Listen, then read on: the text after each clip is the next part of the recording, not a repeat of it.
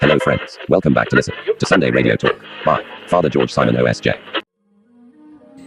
Hello dear friends, welcome to our Sunday reflection. If Jesus suddenly stood before you today and asked, "Who am I to you?" what would you say? Not, "Who do people say Jesus is?" Not, "What does the church teach about Jesus?" but, "Who is Jesus to you?" In today's Gospel, Jesus asked his disciples exactly this question. Who do you say that I am?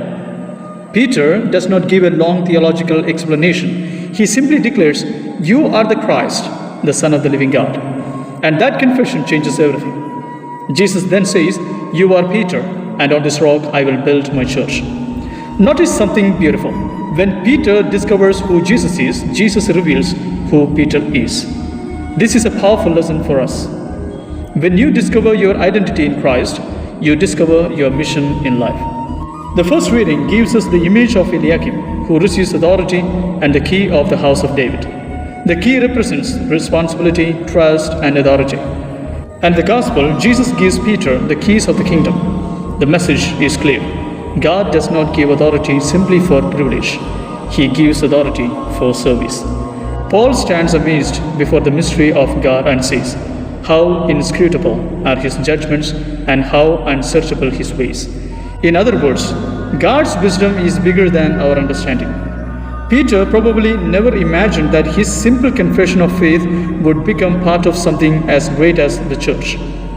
And perhaps God is doing the same in your life. You may think your life is ordinary, your prayer may seem small, your service may seem unnoticed, but God can take an ordinary person who says yes and place that person within an extraordinary plan. So today's Gospel gives us two questions. Who is Jesus? And then, who am I because I belong to Jesus? Hear today's thought. Faith is not only knowing who Jesus is, it is discovering who you are called to become through him. Dear friends, don't spend your whole life asking, "What can I get from God?"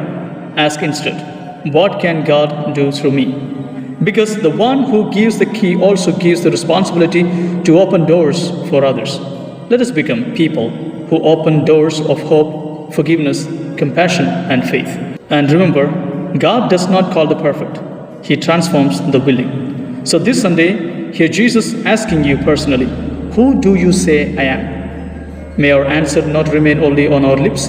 May it become the foundation of our lives. You are the Christ. You are my Lord. And my life belongs to you.